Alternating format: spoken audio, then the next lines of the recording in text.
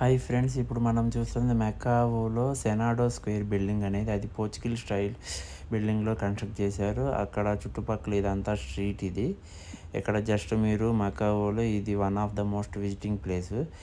ఈ ఎన్విరాన్మెంట్ని, యాంబియన్స్ని ఎంజాయ్ చేస్తూ ఆ సెనాడో స్క్వేరు ఇదంతా చూడొచ్చు. ఇది పోర్చుగల్ స్టైల్ బిల్డింగు.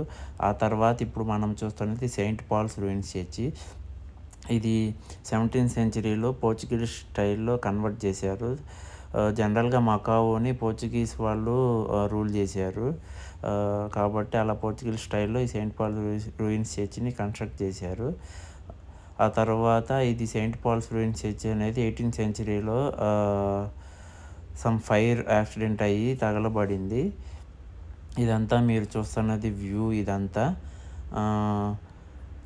ఇది కూడా యునెస్కో హెరిటేజ్ సైట్లో వన్ ఆఫ్ ద లిస్ట్ అనమాట. ఇప్పుడు మనం చూస్తున్నది ఆ బిల్డింగ్ వచ్చేసి ఓకే. ఇప్పుడు ఇదంతా వ్యూ చూస్తున్నాము.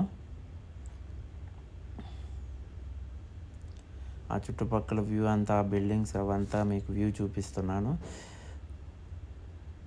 ఇది యునెస్కో హెరిటేజ్ సైట్లో హెరిటేజ్ లిస్ట్ సైట్ ఇది. కాబట్టి ఇది మా one of the most visiting place in Macau.